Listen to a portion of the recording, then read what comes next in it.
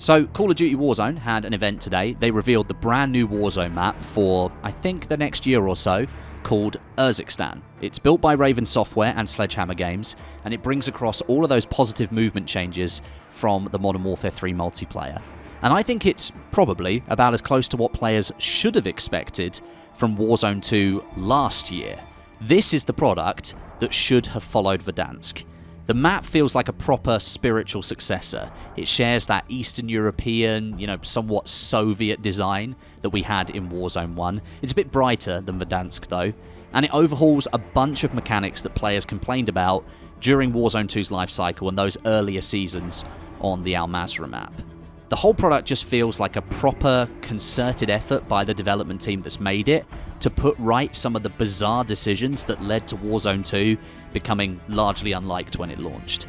It's basically like a shot at redemption. It's not perfect, and I don't think it ever will be, not when we hold Verdansk 2020 in such high regard, but you can definitely see that the team has taken on feedback and they've tried to deliver something that's more fun, more engaging, and more in line with what we would have originally expected from a sequel to Warzone 1 and Verdansk.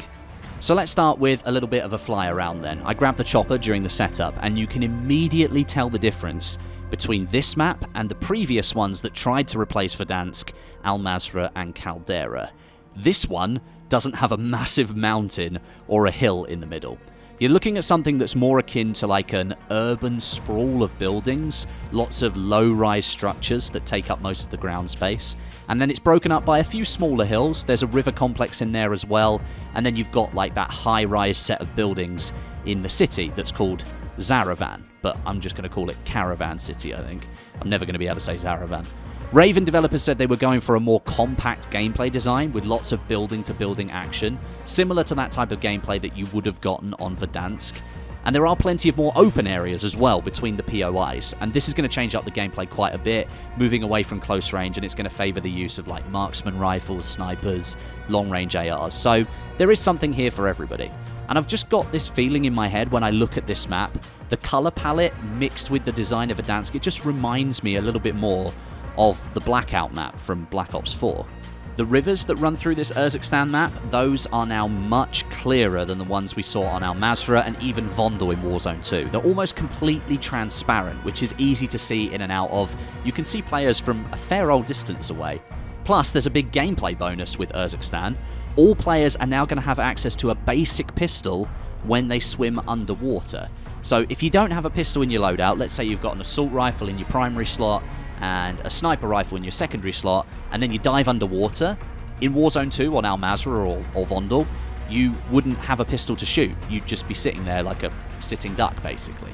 Well, Raven have thought about that. Here on URZIKSTAN, if you go under the water and you don't have a pistol in your loadout, it doesn't matter. You're going to whip out a very basic pistol so that you can shoot back at somebody if they're swimming towards you. If you do have a pistol in your loadout, then the game recognizes that and gives you the pistol when you dive under the water. So that's going to create for a lot more, I guess you could say, fairer gunfights underwater. I personally still don't really like the water combat in Warzone. I don't know if it's really in the right sort of place, but I guess with everybody having access to a basic pistol, if they don't have one in their loadout, that's better than nothing. Now, even though I said there's lots of low-rise buildings across URZIKSTAN, there's still quite a bit of verticality at play, which I think is good.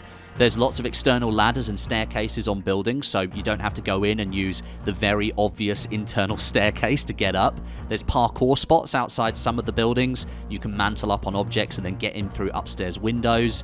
There's obviously zip lines to get up the taller buildings. They're now faster to activate, by the way. The animation for you attaching onto the zip line has basically been taken away. So as soon as you hit that interact button, you'll just start moving up the zip line. Raven appears to have really tried to just make it so that you can keep up a more consistent movement speed when you're traversing this new map, as opposed to that slow, sluggish, mechanical feeling that we've been used to with Warzone 2. One negative I did notice that I will mention, at least in this early build that I played, there's now horizontal ziplines, so you can go across from building to building, which I think is really good.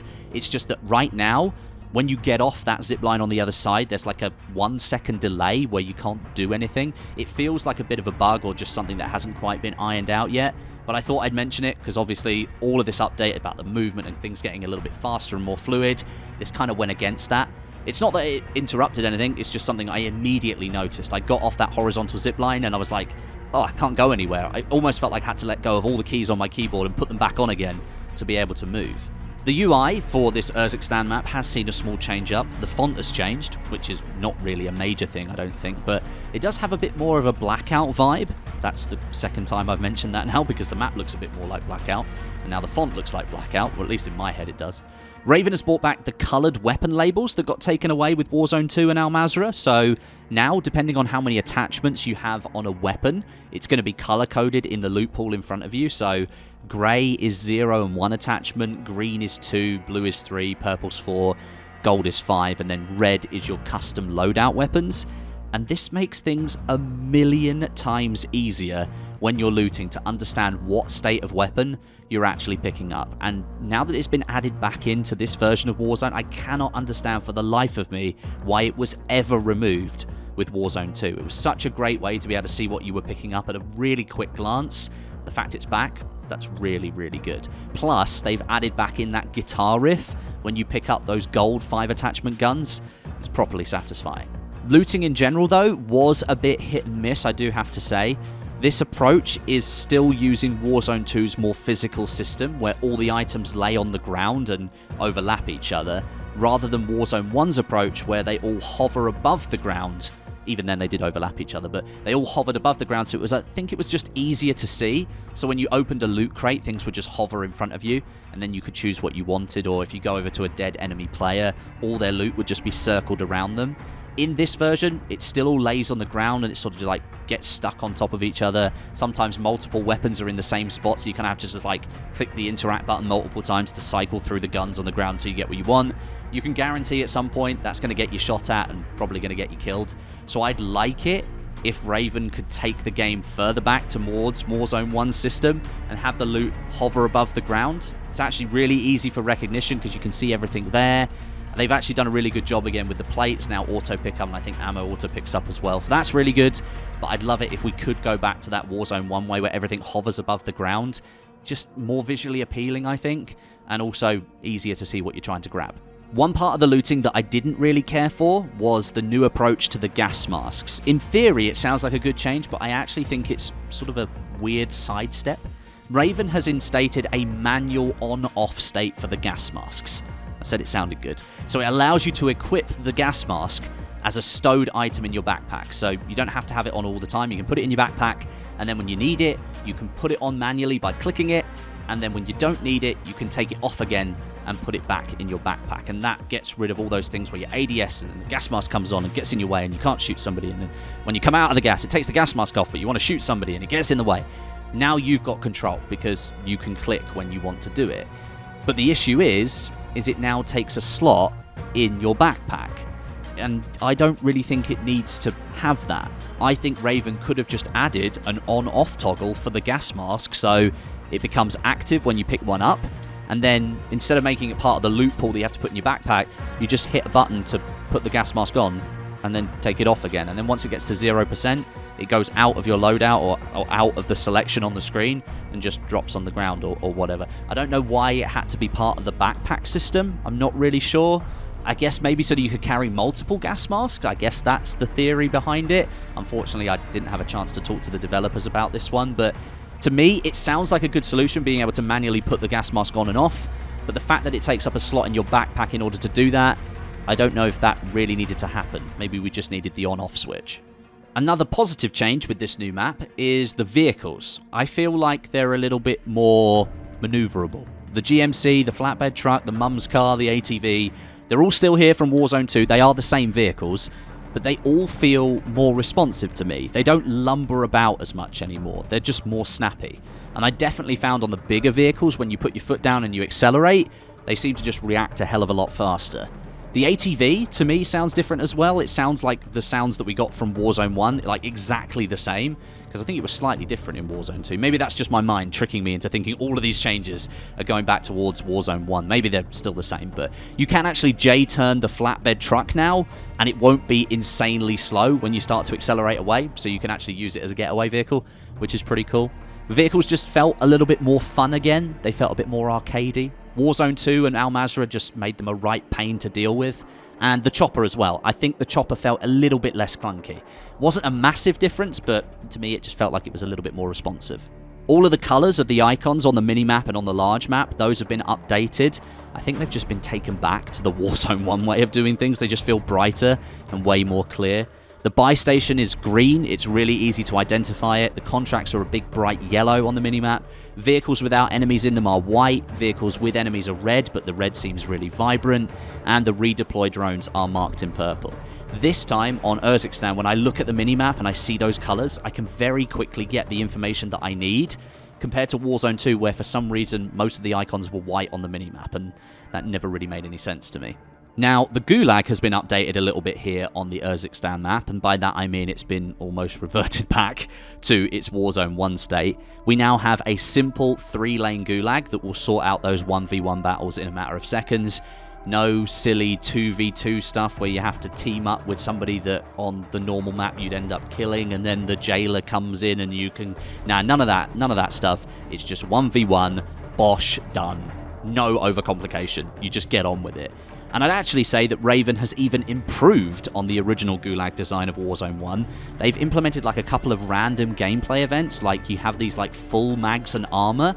So sometimes you'll go into the Gulag and instead of just like having like a basic gun with like 20 rounds in the mag, you might have like a 5 attachment weapon. So it just changes things up a little bit.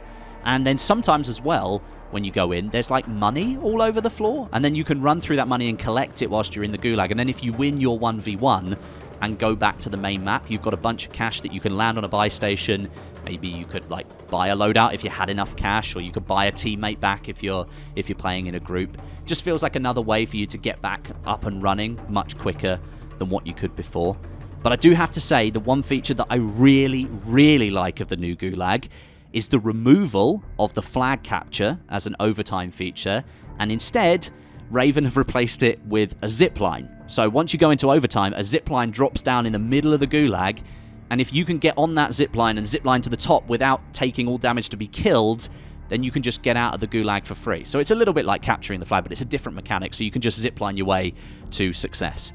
And I found actually that if you smoke that zipline as it comes down and then just hit it as soon as you can get out before someone's even noticed what you were doing. It's a really nice iteration on the Gulag formula. And then one other cool change that I want to mention is an update to the way the train works on URZIKSTAN. This does have like another circular like track that goes all the way around. You can now control the train instead of just being like an innocent passenger. So at the rear of the train, there's a switch, and I think it's like a brake switch, and if you activate it, it will stop the train on the tracks.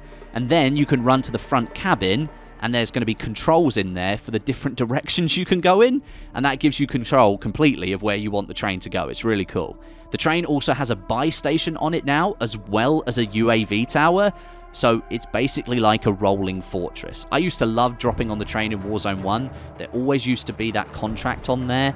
I think it was a recon contract where like you could complete it and then it would tell you where the next circle is. I loved doing that in Warzone 1. You could sit on the train for like 5 minutes and then you could find out where the end circle was. You don't quite get that here because obviously there's a UAV tower that just follows the train around, but I still think it's a really cool way of updating it, and it makes the train interactive rather than just being this thing on rails that goes around the map instead. I just thought it was really cool. I didn't really get a chance to do much with it because everyone was dropping for the train in the capture session, but it's definitely something I'll do once this new map launches. So you're probably starting to see by now why at the beginning of this video I said this whole new Warzone map is a shot at redemption. Because all the changes Raven is making are taking Warzone back to a more enjoyable and fluid state. I'd argue that none of the changes themselves individually are particularly groundbreaking, but adding them all together, you get a much greater impact. The whole mode just feels a lot closer to what I expected Warzone 2 to be when that launched back in late 2022. This is what I expected from a sequel to Verdansk. It builds on what made the original so much fun. Now, unfortunately, it is impossible to ignore the direction Warzone 2 actually went in all those months ago. And it certainly led to a lot of creators that I spoke to after the event today to feel still at this point quite apprehensive about getting excited about this new map, because Warzone 2 was such a huge disappointment and such a massive step in the wrong direction that I'm still finding it harder to accept that what Raven is giving us here is actually going to reignite my passion for Warzone and Battle Royale. The URZIKSTAN map isn't a complete revolution of Warzone. It's still built on the same engine as Warzone 2. It still looks a little bit like Warzone 2, even though they've done their best to make it look like a spiritual successor to Verdansk. But instead of being that revolution of Warzone, it's a rollback and a redo. Raven has walked nearly all the way back down the path that Infinity Ward took with Warzone 2. They've ripped up the paving slabs and they've laid them back down in a new direction. Ultimately, at this point, it's really up to us, the players, as to whether we want to get involved with what Raven has created. Is what you're seeing for this URZIKSTAN map for Warzone enough to get you excited to play again? Or are you too far gone with the whole disappointment with what came before? I'd be really interested to hear your thoughts down below in the comment section. Thanks very much for watching. Leave a like if you enjoyed, and I'll catch you in the next one.